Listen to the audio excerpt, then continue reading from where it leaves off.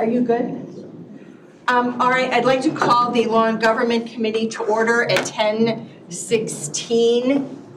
Thank you all for being so prompt this morning. It is terribly appreciated. Kath, can I have you call the roll for me, please? Van Hoff. Present. Sullivan. Here. Kunkel. Here. Sager. Here. Campbell. Here. Shorten. Altough. Here. To allow Brian. Seconded by Ms. Second. Van Hoff. All those in favor say aye. Aye. Thank you. Brian, you're officially in. Thank you. Thank you very much. I wanted to say welcome to Pat, my first meeting of the 2025, so it's nice to welcome you to Law and Government. I believe everybody else has been member before. No? No. Gloria, This is new? my first time. Okay, welcome. Thank you. Formerly have served on the Police Merit Commission, so is somewhat familiar with law enforcement issues, so we're glad that you're here.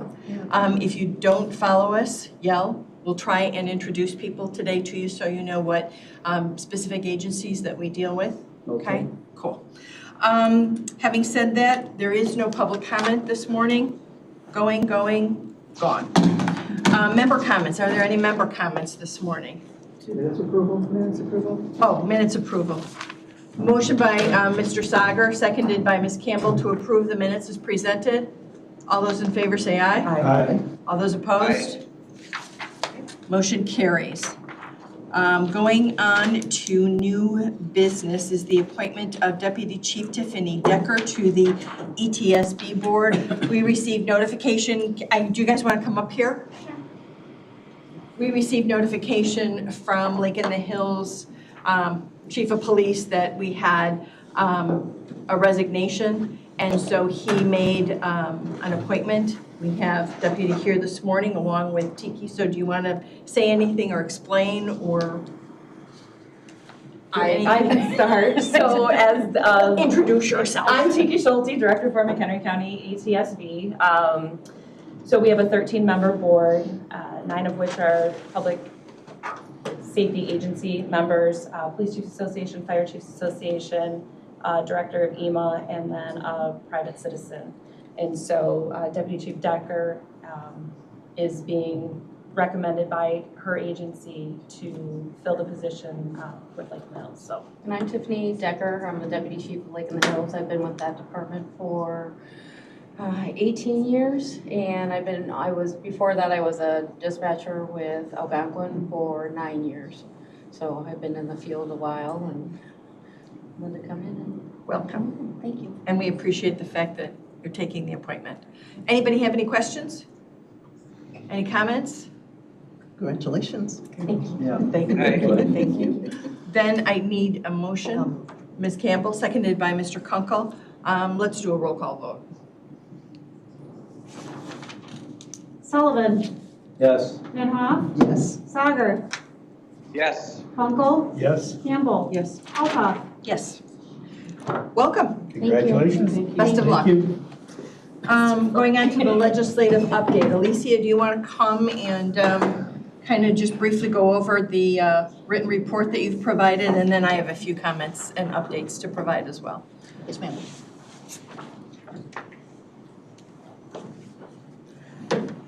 Good morning, everyone. I'm Alicia Schuler, Director of Public Affairs, and one of my standing assignments is to track legislation that comes through Springfield and to a lesser extent the federal government. And today I'd like to provide y'all with an update on what's going on right now.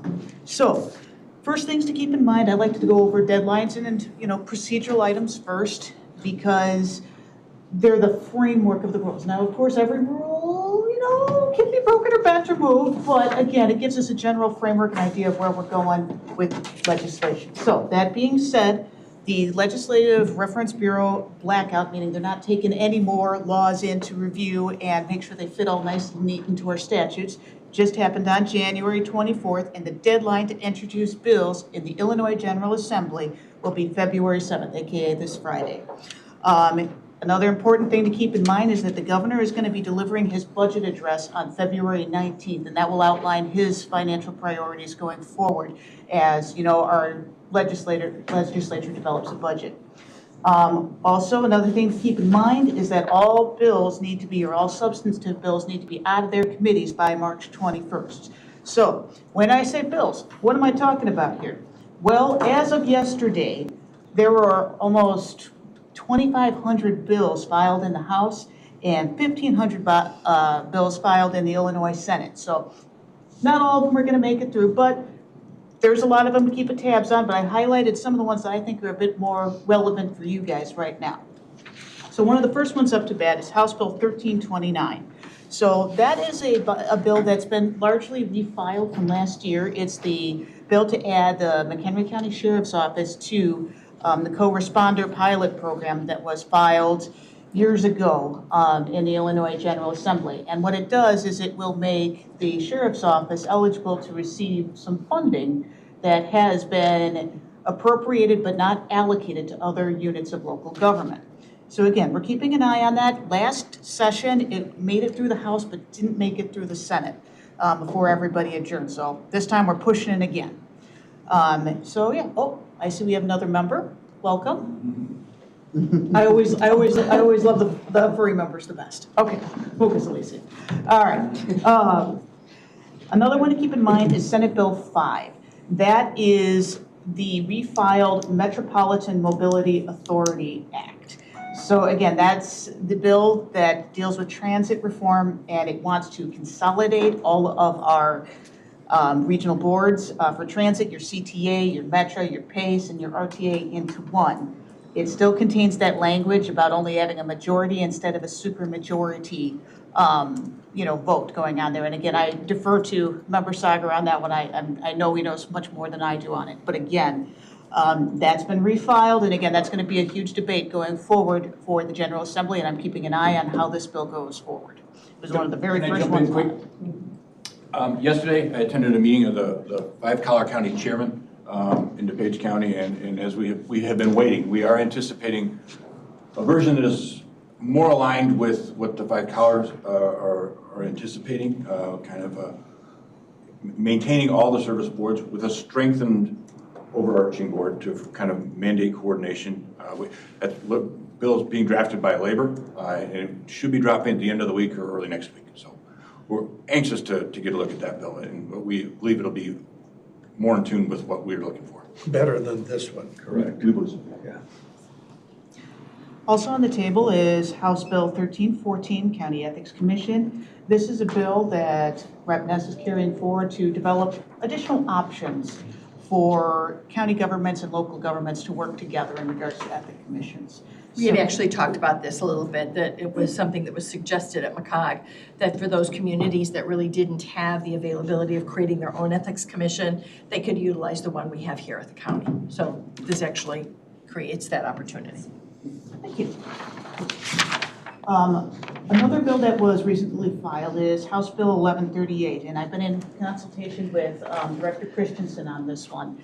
It's what it would do, give or take, and feel free to chime in, sir, is it would spread out a lot more of the funds to emergency management agencies across the state that may or may not exist, may not have very large ones, and may not actually have access to money now. But anyhow, it would potentially take money away from McHenry County's emergency management agency. So keeping an eye on that and seeing where it goes in the future. Also, just as an aside, I had the county clerk reach out to me and say, Alicia, I understand that, you do a lot of legislative tracking for the county. You have a fancy legislative software that makes it a bit more efficient to do that. I said, yes, sir, that's true, I do. He said, hey, would you feel free to monitor the election code for me and let me know if anything is changing there? I said, absolutely, sir. So just so you know, I'm doing that as well, and if sending him legislative updates too, so if there's anything that he flags that might be an expense or, inefficiency for the county government, I'll be sure to pass that on to you. And that's about all that I have on the legislative side. Just another piece that you might want to keep in mind with all of these pieces of legislation is that Speaker Welch is enforcing a rule that's called the Rule of 60. And it makes it so that 60 Democratic votes have to be present before he'll put a bill on the floor. Well, again, that makes it so there may not necessarily be bills coming forward that would have a majority if they had, support in the other parties. So again, it will raise some barriers in some ways for legislation to get through. So again, that's something to keep in mind as we look at all the legislation that's before us today. Also, I look forward to traveling to Springfield tomorrow with Member Altoff and Member Sager to participate with McCog's annual lobby day and to make sure that McHenry County's voice is being heard. That being said, let's transition to the federal side.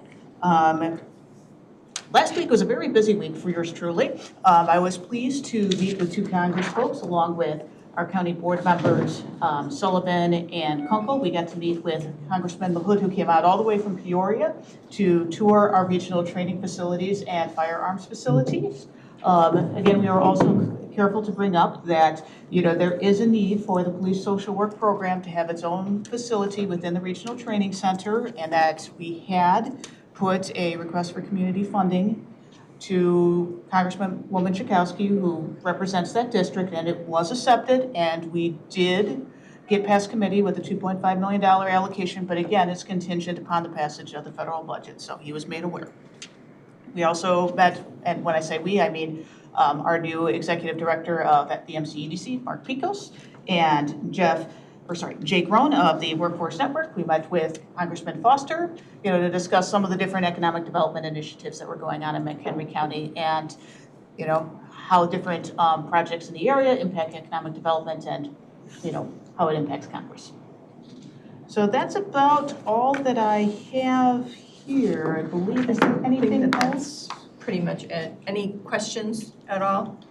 I'll just note that with regard to Representative Ness's legislation for the social work funding opportunity, we have made contact with the Senate sponsor. We're actually meeting with her next Monday. She is working very closely with Representative Ness's office to ensure that the language is very similar so that we have something that's the same that is moving through both chambers, so we don't have to, negotiate differences in each of the pieces of legislation. So that's looking really good for this particular session right now.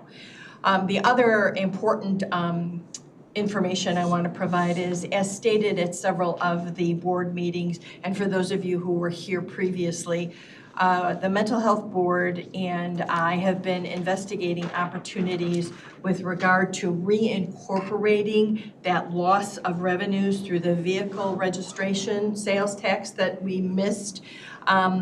It is much more difficult than we originally had anticipated. I don't know if people realize, but anybody from McHenry County, wherever you buy a car in the state of Illinois, your sales tax goes back to McHenry County, regardless if you buy at Lake, Kane, wherever.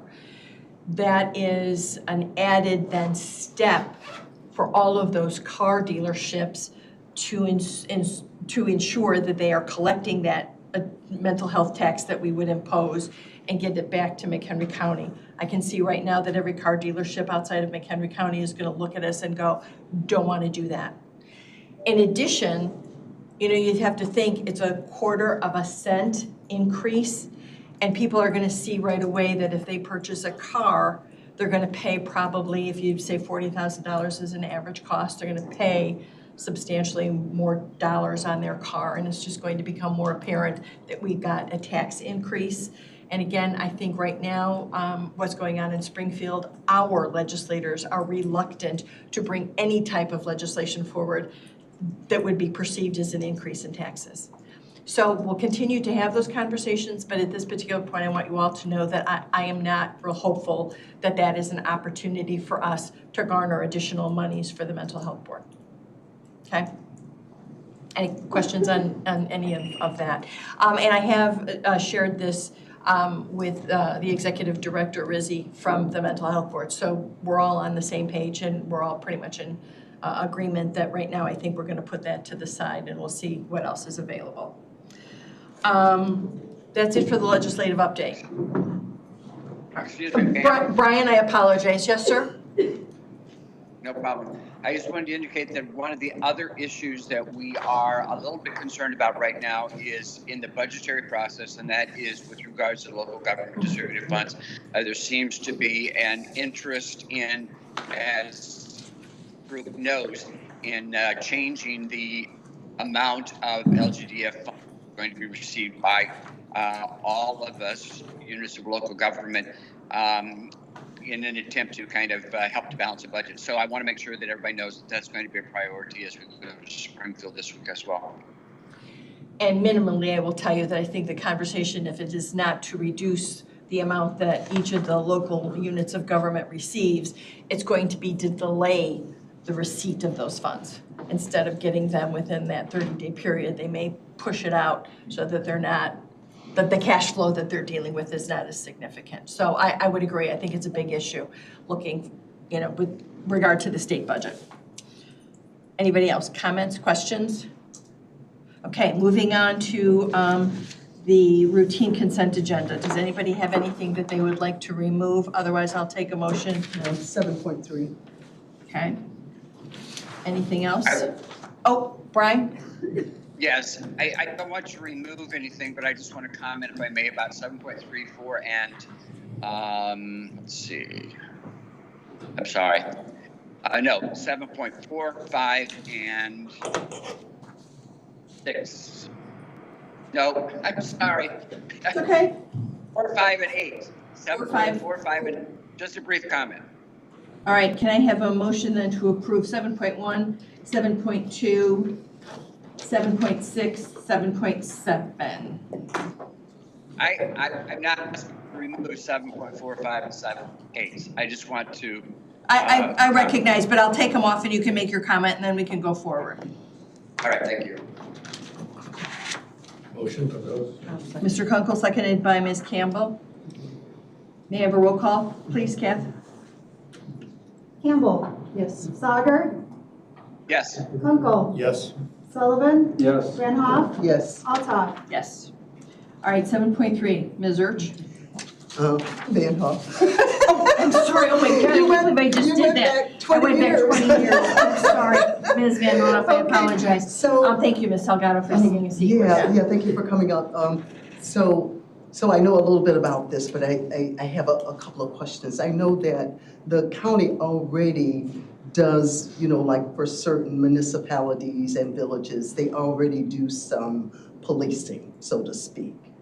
And this, I know, is above and beyond that. And from reading this, the Village of Hebron will be giving you a schedule ahead of time of the gaps that they will need to have filled. So let me jump in. Okay, all right. So outside of this, we have one policing contract, and that's with Port Barrington. I think the other situations that you're speaking of is for our part-time agencies, that there is fill-in, that if there is an emergency call, the sheriff is gonna respond when those smaller entities don't have someone working. But we don't have agreements with anybody except Port Barrington. This. Cindy, can you offer some examples, like Bull Wonder Lake. Valley, Bull Valley, I Valley. would think, yeah. some of these part-time Yes, police Spring Grove, departments yeah, that, when there's no one in there, the sheriff responds. Correct. Yes. So this one is similar to the Port Barrington agreement, only it's for 60 days. There's an end date on this one. It's based on Hebron telling us, giving us a schedule of when they would like us to be actively present. And then we post a detail and it's all volunteer based. So if the deputies sign up, great. If they don't, they don't. And that's how it is for Port Barrington as well. We usually don't have any issues with deputies not signing up, but, so this is temporary. This is to help Hebron out during a challenging time for them. And we have, right, transition, good word. Any additional questions, Ms. Campbell? Actually, I just- Yeah, sure. So, probably doesn't happen very often, but if there's like an all hands on deck emergency, and they're doing volunteer hours over there, what takes priority? Are they pulled back into? You never know when there's a. In any case, regardless, anywhere, at any time, if there's an all hands on deck, we have deputies, throughout the county, there's gonna be a decision made on pulling individuals, so. All right, Which I figured, but you just, so, okay. And then, because I know there's protocols for that anyway, but then there's a qualified crime lab provided at no cost. I know this is 60 days. Is that typical? I mean, like, do we do that with Port Barrington? Do we do other? If we're communities? issuing a ticket and that we need to have a lab involved, that is typical. So it's typical. That's not an act, okay. Mm-mm. All right. Okay. That was it for me. Mr. Kunkel? In the unlikely event of an all hands on deck, you guys also rely on mutual aid too from other municipalities. Absolutely, and vice So it's versa. Share and share alike, yes. Correct. Thank you. So I just have one more question. So is this similar in every way to Port Barrington as far as fees too, $70 an hour? No. So Port Barrington is a more mature contract, and we're hoping to move them onto the same fee schedule. But their current contract, which expires in April, is different. So they pay they pay the county a check $5,000 a year for overhead costs, and then they pay a fee of $45 per deputy. So the 70, that matches our other details that we do in the community, that covers the deputy's pay and then overhead. Okay, all right, thank you. If I may, another kind of important difference, Hebron has a police department. Yes, Sure. yeah, I know. Barrington doesn't. So in this agreement, I believe it's stowed in there, if there's calls for service when our deputies aren't up there, you're also going to be able to charge the community for the service. Well, thank you for pointing that out. That's an important distinction. I did not know Because Port Barrington did there not is have. a budget for police work in Hebron that we ought to be able to utilize if our officers are being called because they're short-staffed. Port Barrington was a 5-year contract. This is just 60 days. Ms. Campbell? Okay, so how does, just for clarification, how does this work then in communities where we don't have the agreement? Because we do get, We are the police. we're the police, so there's no, We're the police, but we're not not controlling. actively policing neighborhoods. It's If more Port Barrington responding. wants more attention, then they put the sign-up sheet. Correct. It's based on sectors, not on municipalities, correct? I should also note, we're already doing this for Hebron. Sheriff Tillman and I spoke, and Sandra, and we felt like we needed to do this for public safety. We need to get people up in Hebron. We also need to bring it to the committee and make sure you guys knew this was taking place. This started February 1st. February 1st. So is that a motion, Ms. Van Hoff? I can't catch myself again. Ms. Van Hoff, to approve the 7.3? Yes. Seconded by Ms. Campbell. Again, roll call, please. Sager, Yes. Kunkel, Yes. Campbell, Yes. Sullivan, Yes. Van Hoff, Yes. Altough. Yes. Mr. Sager, I'm going to let you do 7.4, 7.5, and 7.8, and we'll take one motion then to approve all of the remaining resolutions. Yes? Yes. Okay. Thank you. I wanted to clarify on 7.4.5, 4, 5, and 8, that all of those will also be going to the Finance Committee, correct? Yes. Yes. So just wanted to clarify that was the case and everybody was aware that that would be the case. The only other comment that I have is 7.4 and 7.5, to my understanding, were both supplementals that were considered and approved by the board actually in, I think, 2023, November or something like that. And they were considered as supplementals for this last fiscal year, but in fact now have been turned over and are not being requested as supplementals, but are as a part of this year's budget. So I just want to clarify that that is indeed the case. Thank you. And that is a motion to approve then those resolutions. It Seconded is. by Mr. Sullivan. Again, roll call vote, please. Kunkel, Yes. Sager, Yes. Sullivan, Yes. Campbell, Yes. Van Hoff, Yes. Altough. Yes. All right, moving on to discussion. David, do you want to come up, please? Discussion on 8.1, which is the pending administrative rule change and its impact on emergency management. There's a whole lot, and I'm afraid that maybe we're going to be talking about some of these things for a while, but there's a whole lot of changes both at the federal level and the state level with all of the administrative changes in leadership, and it's going to have a direct impact on many of our agencies. Emergency management is just kind of one of the very first to be experiencing some additional responsibilities. And you heard, and if you want to ask at this particular time, also some potential loss of revenue sources. So I'm going to turn it over to you, David. And again, can you make sure that you introduce Brooke so everybody knows who you guys are? I'm gonna get out of the way, actually. Fair. Yes, Brian? My sincere apologies, but I have to Drop leave off? at this time. We'll see you later. Thank you very much for, yes, thank you. Before I start, I'm going to unveil one of the maps, but the map is a confidential map, so it won't be on the camera, and that's why it was covered. I just want you to know that we can't take pictures of it, we can't walk out of the room with it, but I need you to see it because it has impact on you and EMA.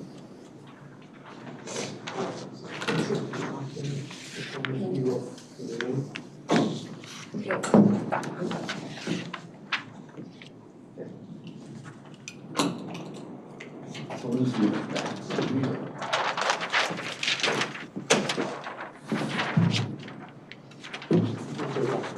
Is that good? Can you see now? It's acceptable. Okay, thank you.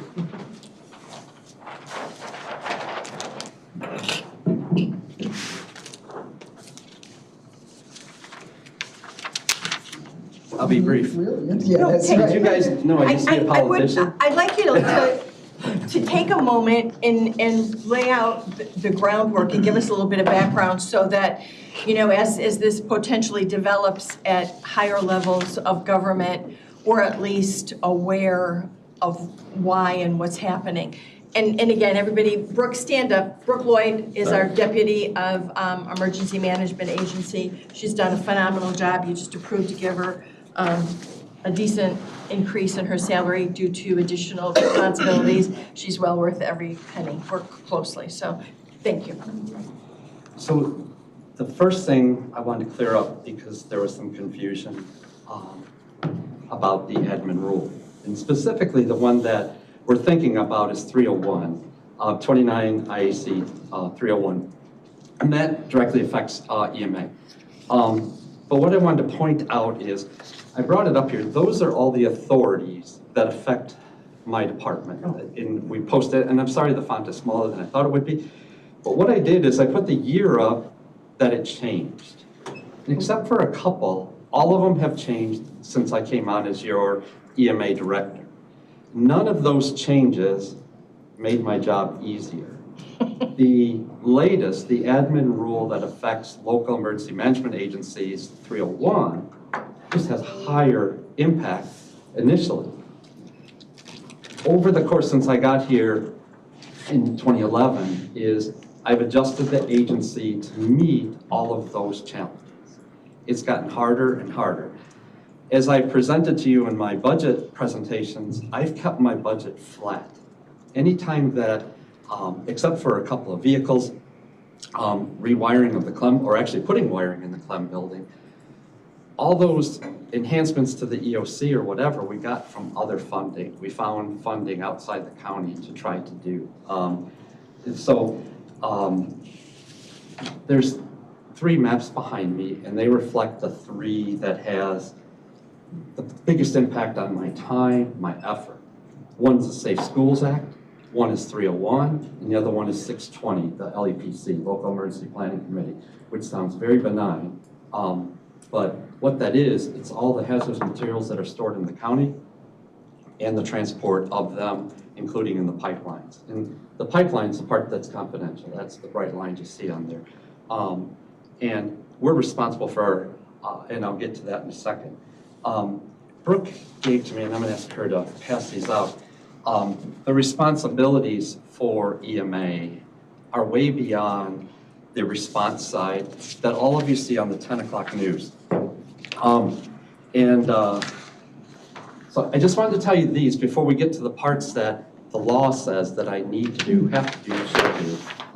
So these are some of the events in the year since I've been here that McHenry County has done. There's a Republican rally, there was a Deputy Keltner funeral and the procession, 2 wounded officer responses, a presidential visit, the asylum seeker missions that lasted for a year and a half, 4 in-county tornadoes, 11 winter storms, 11 flood responses, 19 severe weather, just wind-related, not a tornado, 160 severe weather activations, the explosions in Marengo and Woodstock, the major hazmats in Crystal Lake and Hebron, 3 plane crashes, the PPE stockpile, the searches, the search for AJ, where we work with the FBI in Crystal Lake to try to find that little boy. Mara, Beckworth, Little, Stesney, Fuller, Kyle, Corner, all these were searches that we did to try to help local law enforcement or local agencies find their loved ones. Then there's the planned events we do, Milk Days and Settlers Day. Well, we don't do Settlers Days anymore, we used to do them, Founders Days, Field Days, County Fair, Huntley, there's 3 events we do with them a year that we support them with equipment and personnel. So I wanted to give you an idea of those. To make sure your agency is doing what it's done, we've been to 3 integrated emergency management courses, 2 in Maryland, 1 here in Illinois. There are 3,092 counties. No, you guys corrected me yesterday. There's 3,100 counties in the United States. There are only 12 of these IEMCs given every year. Since I've been here, we've been able to go to 3 of them. 1 I designed with another emergency manager, and we used 9 counties. Normally it's just 1 county. And we used 9 counties, 3 cities, and 2 universities. And we did the same thing. We had some problems in Chicago. We thought we solved them, and then the exercise the next day was, no, it came out to us, and then we worked on it. It's very unusual for a county to get to have what we call an IEMC, and we've been able to do 3 of those. 2 of them we did out in Maryland. We got the look from FEMA when we went out there, because normally only 40 or 45 people come, and normally it's a single jurisdiction. We went out there, we brought 83 people with us, and we had Crystal Lake, McHenry, and Lake in the Hills, Huntley had a combined force. So we had 4 towns, we had most law enforcement, a lot of the fire represented out there. So that's the things we do outside of the mandate of the law. Staff let me know that we also did 72 other exercises in the county. We've had 1,669 training events for our volunteers since 2011, and over 400 training events for staff, for paid staff. So let's get to the problem. First, last year, it was really coming on us like a ton of bricks. For almost 2 years, we've been trying to negotiate with IEMA-OHS on the admin rule. We knew where they're going to change it. We knew they were going to toughen it up. And a group of us emergency managers got together, tried to force them to the table. They wouldn't release it. And here's what they tried. They tried to do, they went to Regional 11 first. And they had a meeting with them, and they said, here's what we're doing. They had a PowerPoint. They wouldn't give it to them ahead of time. And they told them, if you have any complaints, by 10 o'clock tonight, you got to tell us. Now, the meeting was at 3 in the afternoon. You have to tell us, or you have to hold your peace. Well, I have colleagues in Region 11, and they told us what happened. And they sent us a clandestine copy. And the state moved up in the regions. They came up north. The other thing is they would only allow it to be virtual. They could only, you had to call from your own office. You couldn't meet in a place where you could have a discussion. When they got up here, what we did in Region 3, which is pretty much the collar counties, there's 9 counties that surround Cook and DuPage and Lake. We said, well, why don't we get together and we'll make the call together so we at least could discuss, and that's what we did. And we thought, we let IEMA know the day before that we're doing it, and they sent representatives there to kind of corral us or whatever. And by that time, they gave up on this notion that once we give it to you, you got to tell us what you want to change or forget it. So they relaxed that. Then when they had us all together, what we got into was a discussion that that's just not possible. So then we thought we had reached a good point, and they released what they wanted to do in the IEMA rule, or the admin rule for IEMA. And it leaked out what they were going to do, and it almost looked worse than what we had negotiated, or before we had negotiated. So we forced them to the table, and IESMA, Illinois Emergency Services Management Association, had a rep from each one of the regions, and then the state had a rep from each one of the regions, and then we had a couple other emergency managers that are beyond competent in the work. And we met in Springfield last year. And we had 2 sessions down there, and we once again thought we got it to, yep, we need to raise the bar, we need to be challenged a little bit more, but we don't need to go here way beyond requirements of what they were telling us the feds were requiring for emergency management performance grants. And that's the carrot, is that grant. And when I talked to my colleagues at FEMA, they always told me that Illinois was going over the top. They were going way beyond what was required of the grant. When I would talk to FEMA, they said, no, FEMA's okay with that. Well, FEMA is in a position where they can't tell the states what to do, as long as the state meets that minimum requirement. So we met in January. I thought they were going to, in good faith, do what they're supposed to do. But what we ended up doing, and I've asked Jeff to come along and work for us. I found out from one of my colleagues about a federal program. It's an internship program where the federal government pays for somebody transitioning from one line of work to another line of work, and Jeff can explain it better than I can. Here's what I knew, is that we might be able to fill a gap I had so I could do a proof of concept of expanding my workforce, because when you look at the number of authorities, you look at how it's changed, a lot of them have changed just like the admin rule to a lot more than what we used to do. And we had one person that came in, and they did a great job of organizing our files, and if you've been in the same office for a long time, your computer files and how it's set up, sometimes it gets confusing. And she was able to organize that for us, and it was a great thing. Then we had lost our planner, so we went to hire a planner. And we found somebody in that interview process that didn't meet the requirements of planner. But we felt that she could help us out in EMA. She had a 4-year criminal justice degree. She was looking to get into emergency management based on what some relatives and what she had seen. She was doing some volunteer work in the emergency management field, and she was full-timing as a bartender. So we had the transition, bartender to emergency management. And so I went to Jeff, and Jeff, if you could explain the program for me, I appreciate it. Jeff, introduce yourself too, just in the event that, sorry.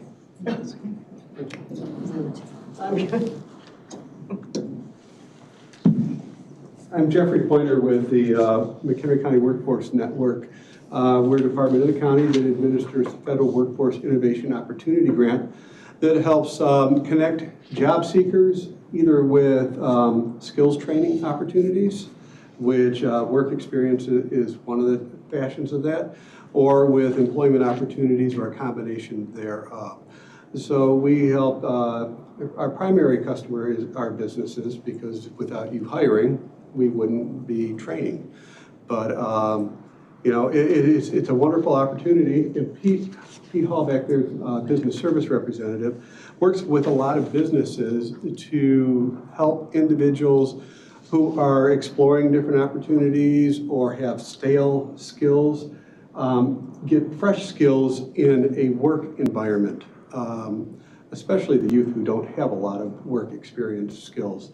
So it was an opportunity that we partnered with Dave with on this here, that we found somebody who didn't have all the skills, but with appropriate mentoring might become a viable candidate to help. You know, the first work experience we had did a wonderful job with the administrative piece of it, but it wasn't she didn't have the background or the interest to go into emergency management. I have to say right now she's flourishing at Guy's Paper in a customer service role, doing administrative and customer service. But Dave came to us with this opportunity, this young lady who was eligible for our program, and helped him explore different avenues within his department. So he said we could have her on board for a couple hours or something, and then she's doing such a great job, so we asked him to extend, and then she's still doing a good job, so I asked him to extend, and I think we're at 450, and we one more time. 150 hours. Each time we start, we look at a work plan and what she'll be learning over those course of hours. And each time Dave was able to give her more responsibilities and more mentoring to help with that process. So faced with those challenges, faced with what I'm about to explain, that I'm using these maps to illustrate, it's not easy. It took us 6 months to hire a planner, to find somebody in our line of work at the pay that we're looking at. Thank you. And so here we found somebody that was interested. We could proof out, this has been the longest interview, if it eventually works out to employment here, the longest interview on the planet. She has ended up excelling at everything. Today and tomorrow she's at a advanced training for exercise design. So if she doesn't stay here, wherever she goes, they're going to get quite a vetted candidate. So anyways, so let's talk about the maps. The first one, and I drew up over here the School Safety Act. The School Safety Act was changed a few years ago, and it included emergency management in assisting schools in their emergency response plans. The way the act is written, as law enforcement and fire are mandated to be part of that review of their response plans.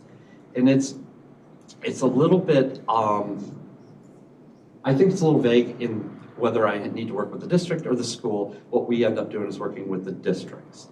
For EMA, I have to request to be part of that. Once I've done, they're obligated by the School Safety Act to include me in their planning.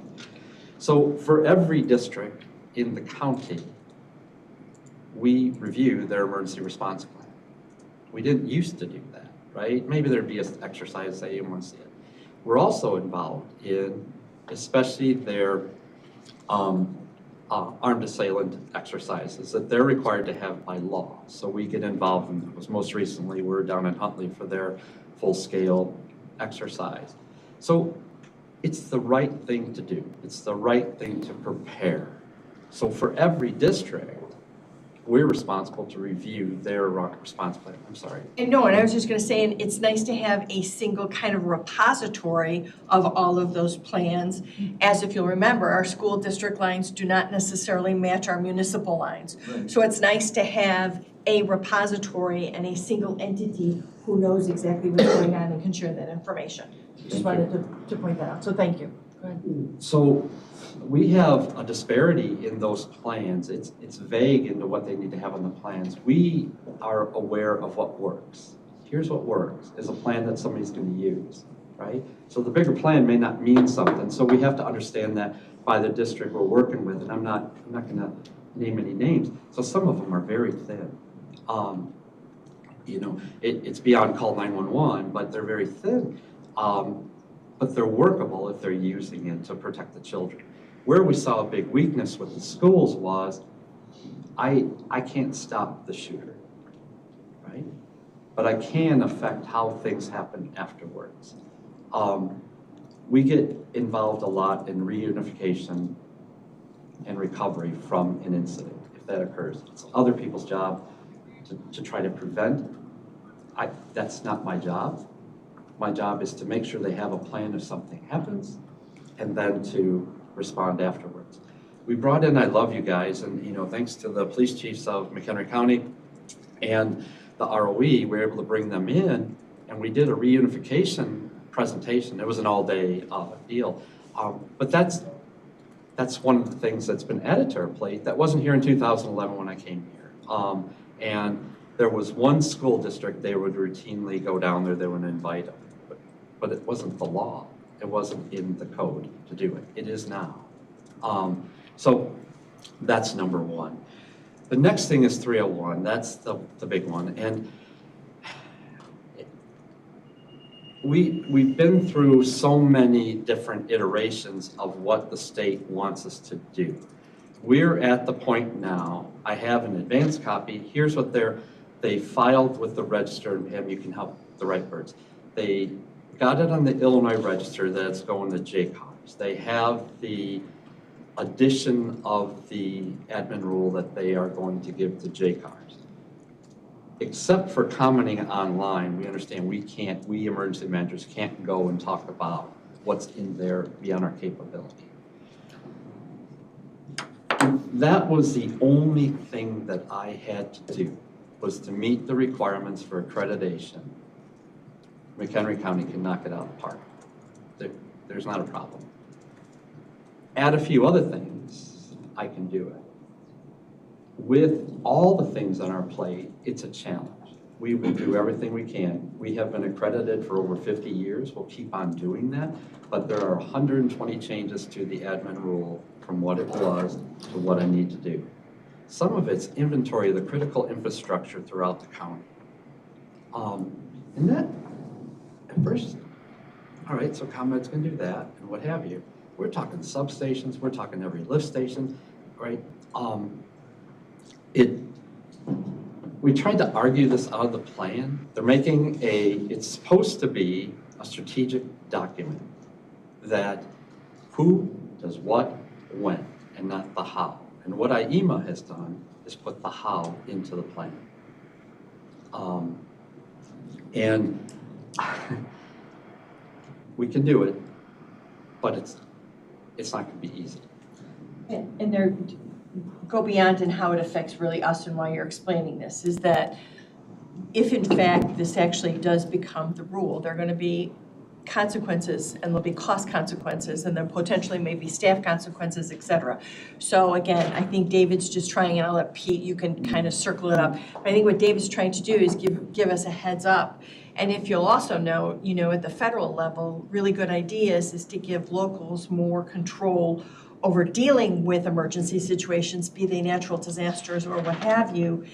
The problem is, again, is the cost of being able to provide those services. So not only are we can do a better job because we're locals and we know what the heck we're doing, but that means that we're going to take on additional burdens and responsibilities. So Pete, do you want to? Can I just say what JCARS is? And you know what? JCAR is the Joint Committee on Administrative Rules.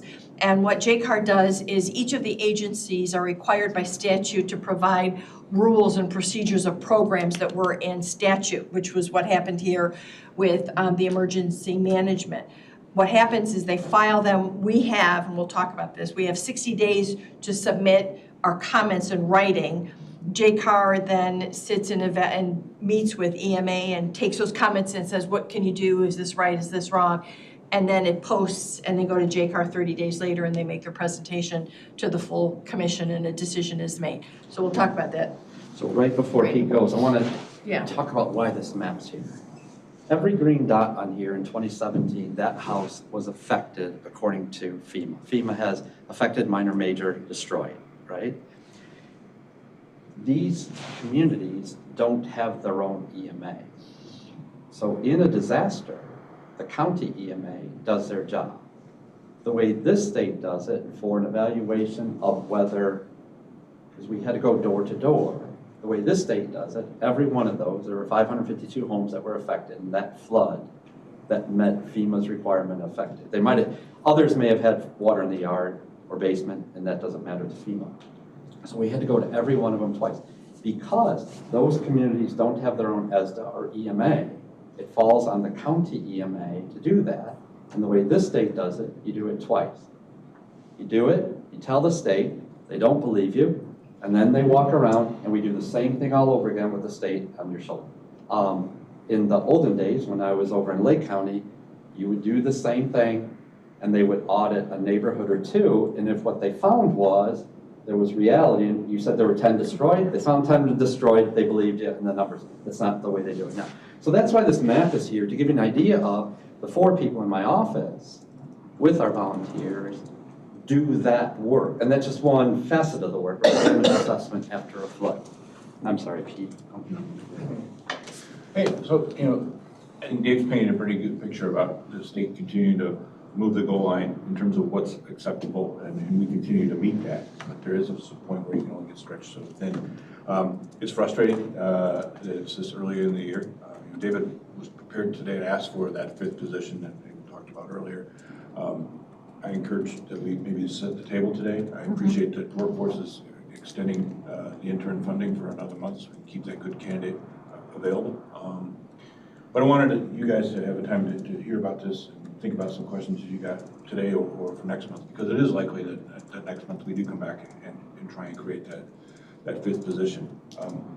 What's at stake is these EPMG grants. The best county emergency management departments get these grants every year. We're the best. We get it every year. But we're not going to be able to meet these standards unless we get some more hands on deck to get that. So it's been typically north of $70,000 or thereabouts. Correct. It changes in terms of what's available at the federal level, how much money the state holds back and all that. But that's really what's vulnerable, aside from just meeting all the accreditation standards.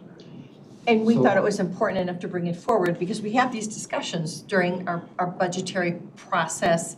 And I want to give you a little bit from the bottom up, a foundation of why we have those discussions and what happens that we sometimes have no control over. David presented his budget in June or July or August, right? And all this has changed since that time, and we're reacting.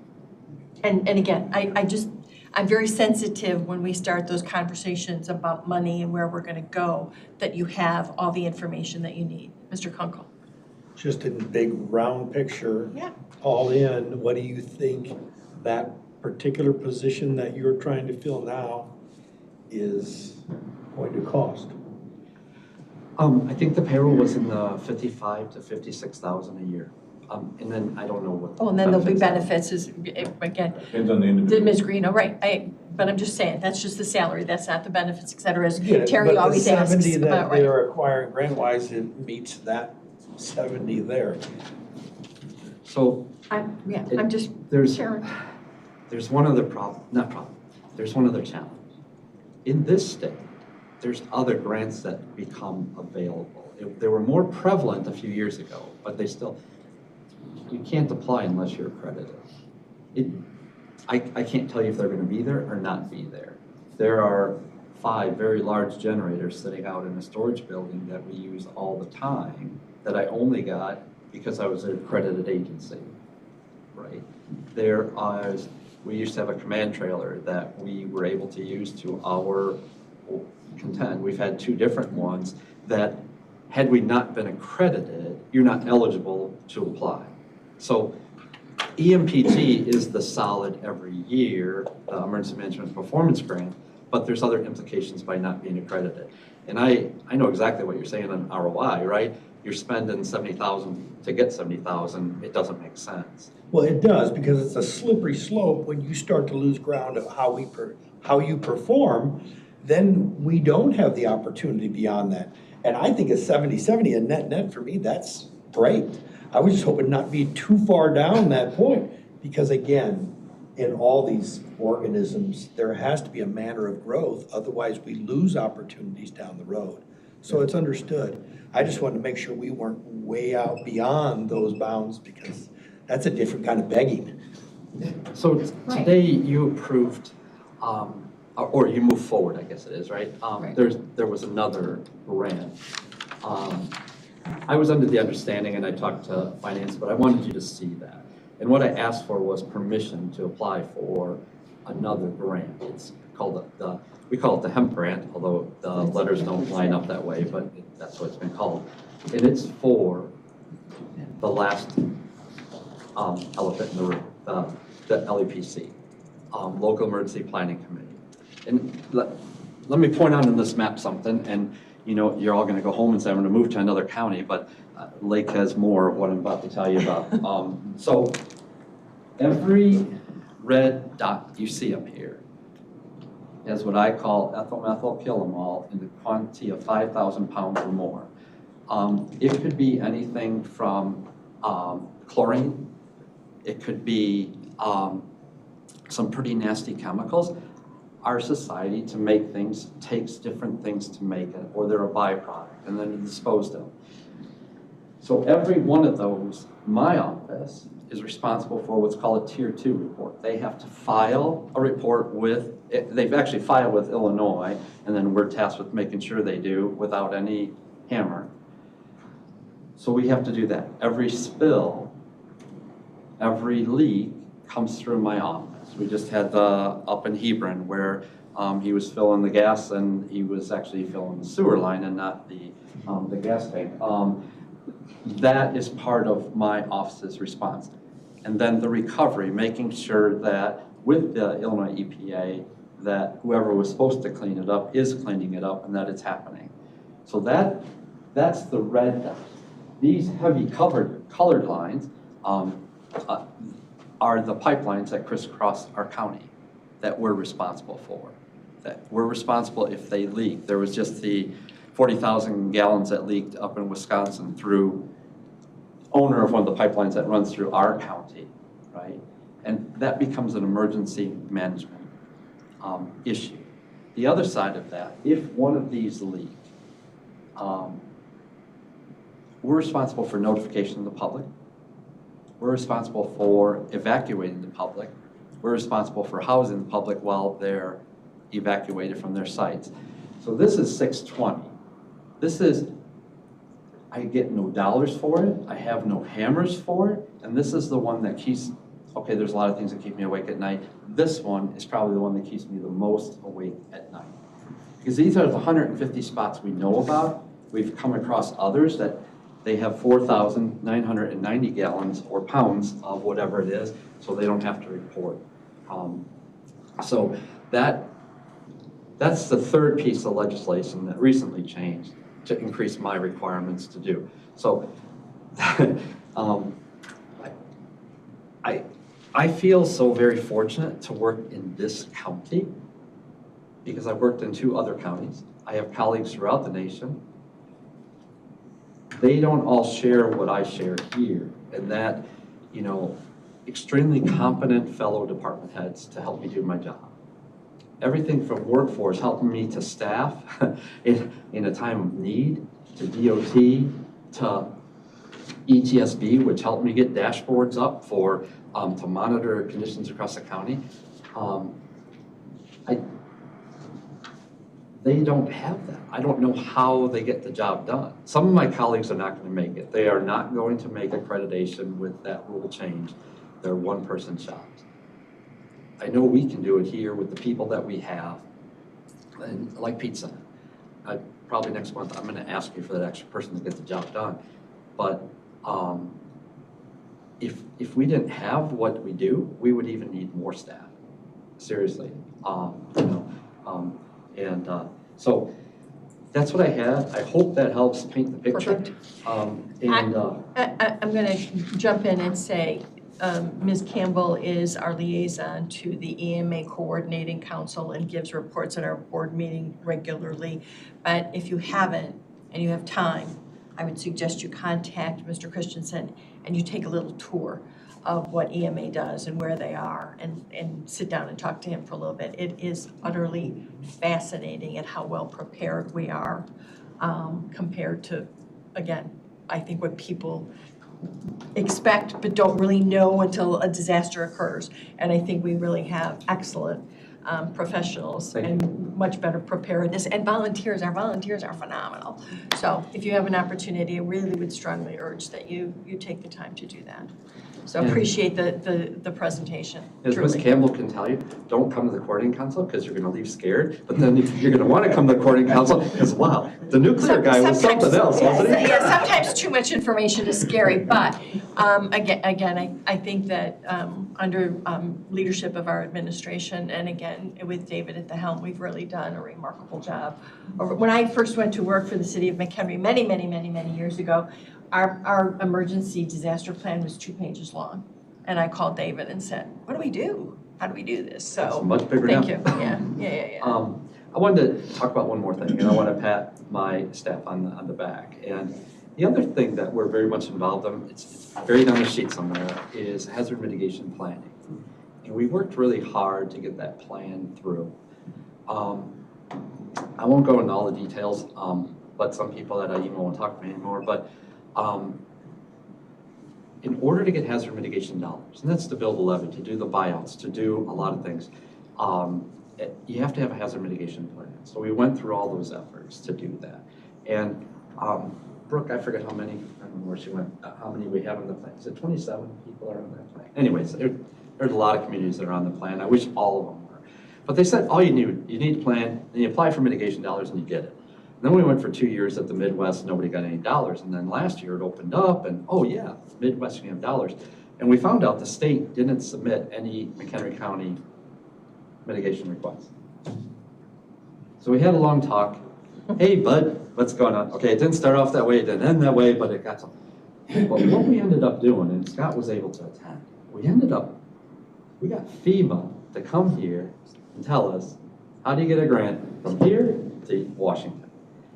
I had been in Colorado at a international conference with emergency managers, and I listened to the FEMA deputy administrator in charge of all mitigation grants in the country. And he said, if a safe room comes into FEMA headquarters, it's almost 100% we approve it. And this lady from Alaska, she was having a hard time with whoever she had to deal with out in Alaska because they wouldn't allow a safe room because you can't bury a safe room in Alaska, a safe room from a tornado or a wind event, right? Because of the frozen tundra, right? It's permafrost. And she was having a hard time explaining to somebody that she couldn't do it. He said, no, above ground, below ground, next to the ground. If it makes it to my office, it's there. And then I said, hey, a teacher, they won't even accept ours because we've been trying to get a safe room out at DOT for a long time. And we hit stonewalled at the state, stonewalled at the Fed. State at one time said, no, they won't approve it. So Brooke did some research just last year in Wisconsin, 3 safe rooms up in Wisconsin, they're approved. Same hazard mitigation grant. So it forced a conversation. We had something happen here that hasn't happened in any other county in Illinois. FEMA came and talked to us direct with IEMA there, so IEMA could hear what FEMA's intent was in their grant, what they plan to do. It was an eye-opening experience, wasn't it? And I've always worked well with FEMA friends and colleagues that I have, and I always look for what was your intent, and that's what they came and they did. They also talked about I's dotting, T's crossing that we need to do without you must, right? I'm really proud of forcing the issue so far that IEMA ended up bringing FEMA to McHenry County to talk to us about how we do it right. I'm confident that we will have a safe room out at DOT in the near future. There's some steps we have to follow, and nothing shortcuts you, but it sure doesn't help if somebody's building a stone wall. And I think what we got there was a bridge to get to where we need to be. And from my political background, I will look at all of you and say that that's what communication does. I don't think people stonewall to stonewall. I think that there's lack of understanding, and as administrations change, as people move on, as you lose that continuity of historical information, we lose that connectivity. So as you're here and you continue to serve McHenry County, remember, conversations are really important to have regardless of what you assume people know. They don't always know what you think they know. You're right. And every step of this process, it was phone calls. It wasn't an email. Absolutely. It wasn't a letter. It was a phone call. Persistent. And we maintained our cool in dealing with them, which helped us a lot. Brooke was involved in a lot of the backdoor of pushing it to that level. But I'm really proud of the fact that we had FEMA here. There was 10 maybe of the other entities that are applying for grants within the county there, including Bull Valley. They're having an issue. They need a safe room and something with their village hall. I think Lake in the Hills was there. But anyways, it wasn't just for us, McHenry County, it was for our communities also. So Thank you. So that's what I had for you. Nope, perfect. Thank you very much. I really appreciate the time. Thank you. Truly.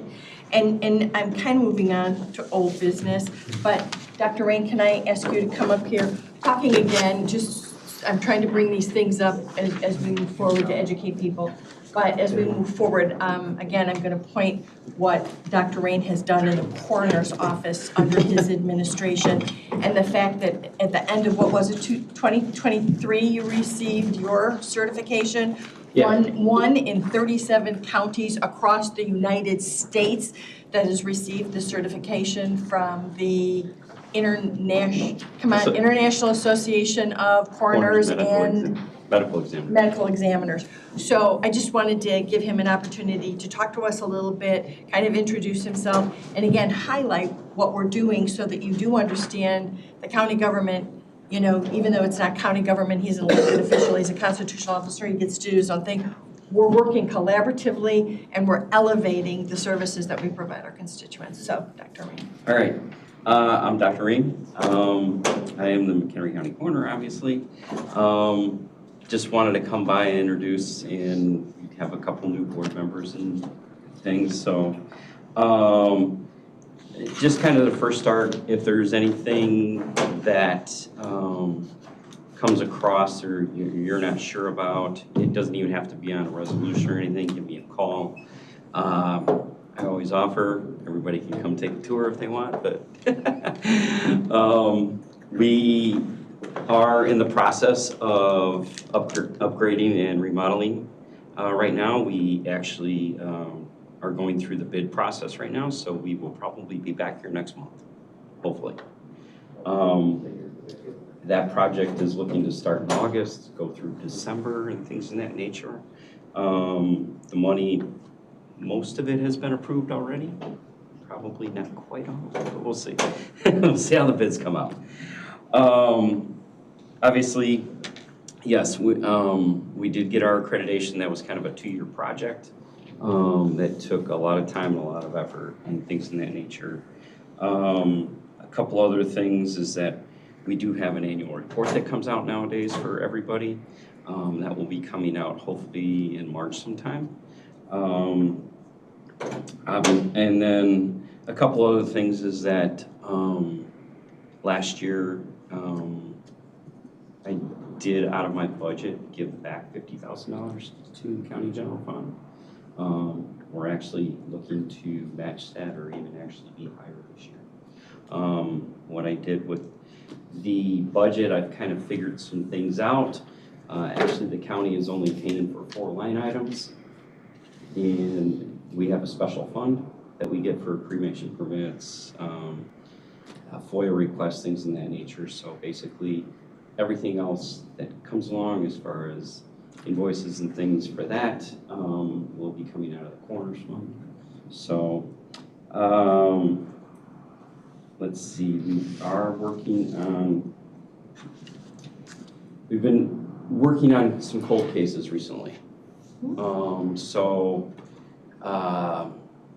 Some of it's kind of in its infancy as far as that goes, and some we're kind of looking for the weather to break, to be honest with you, in the springtime. I started a new vehicle program, which was basically, I just purchased the last new vehicle from our fleet. When I first got here, we had 2 vehicles and one that barely worked. And we had people, our deputies were actually using their own cars to go out on scenes and stuff. So I kind of changed a lot of that, and basically with this new car program, because the government and we do get a discount with new vehicles and things of that nature, what will be happening next year is every year I will be buying a new vehicle. However, we will be selling the one that is the oldest in our fleet, which will be 4 years old. It'll actually still be under warranty. I've worked with Rob out of the motor pool, and basically what I can get for the vehicle and what it costs for a new one will probably be about the same. So it'll offset each other. and we'll have new vehicles all the time, and it won't cost anything really to have new vehicles for, forever and ever and ever. Unless for some reason the amount of the vehicle goes up much more than what I can sell it for, then we can talk about maybe something else. But at this present time, actually, I'll probably make money on my first vehicle compared to buying a new vehicle. And I think that's important for all of you to know, because you will get phone calls about the fact that everybody's driving new cars. Our company's done that since 2001. It does ebb and flow a little bit. Yeah. Things happen. Yeah, I mean, it's, like I said, I've had conversations with Sheriff Tatelman also on this very thing, because we have done it for years and it's worked out very well. There are some, there's anomalies, let's call it that. Sure. But it's a really good program, and it actually keeps your vehicles self-sufficient at that point. Yeah, because you're really not, by the time you're, if you're using it every 4 years, and obviously depending upon the miles and things of that nature that you put on it. Ours is a little different. It does cost us the plates and the taxes, the sales tax, over and above. Right. Where the county doesn't have that problem as much on the sales tax, but it does work. Yep. So, yeah, and basically with that, like I said, within 4 years, you're not really, putting any major money into the vehicle because it's still new enough and things of that nature. Like I said, I think that's, I didn't want to take up too much time and things of that nature. Again, appreciate it. I just want the opportunity for this committee to see what you've done and recognize all that you've planned for moving forward. So it's not most of you, except Pat, we do have a county report that comes out. It shows all the deaths and monthly things for overdose deaths and things of that nature, and year to date and stuff like that. I did take off the COVID this year, so I didn't think there was really any need to be following that anymore at this point. So, and like I said, there's a lot to still do. We're working on it kind of a step at a time. And, obviously our office deals in some very bad times for people and things of that nature. But we work with every county agency as far as law enforcement, fire and rescue. And everybody's different. public health. Yeah. All kinds of the mental health board, the hospitals, everything in that nature. So there are some laws that we're looking to actually get changed because it has become a very big hindrance to us and other coroner and medical examiner offices and things of that nature. And just a little FYI as far as me is that I am the second vice president of our association in Illinois, and I'm actually the co-chair of the legislative committee as well. So I do a lot of work with that and to help other coroners' offices. We actually have 21 new coroners throughout the state this year for various reasons, but it doesn't matter. We're here to make everybody's office better as best as we can. I think as far as just McHenry County, we do work collaboratively. I work collaboratively with Dave, and things in that nature. And I think that, I really honestly believe we are one of the best, if not the best, coroner office in Illinois. I really firmly believe that. We kind of run a tight ship. We only have 5 full-time employees, 6 including me. We're a 24/7 office. We take care of everything. We have upgraded a lot of things as far as learning tools. I think that training is a very huge entity in our business. And I basically have, I shouldn't say forced because My deputies are always Encouraged looking is a good word. They're always looking Encouraged. to learn new things and stuff like that, but I send them to training. I send them to a lot of training that a lot of other offices don't do. And they take something back, and after they get back, I sit down and I said, what'd you learn? You know, I grill them on it, you know, and find out what they liked, what they didn't like. Was it something that they would recommend, you know, in the future for their deputies and things of that nature? So, but yeah, obviously, if there's any questions or concerns, things of that nature, I think the biggest issue with the public, I will say, is they think we're CSI and TV, and we have to reel them in sometimes. But other than that, you know, I think that, you know, we're continuing to move forward. Thank you, Dr. Ray, truly. Thank you for taking the time. Anybody have any questions that they've got? Thank you very much. Really appreciated you coming this morning. There are no reports. There is no executive session. So if somebody wants to make a motion to adjourn, I think I saw Mr. Kunkel, seconded by Mr. Sullivan. All those in favor say aye. Aye. Okay.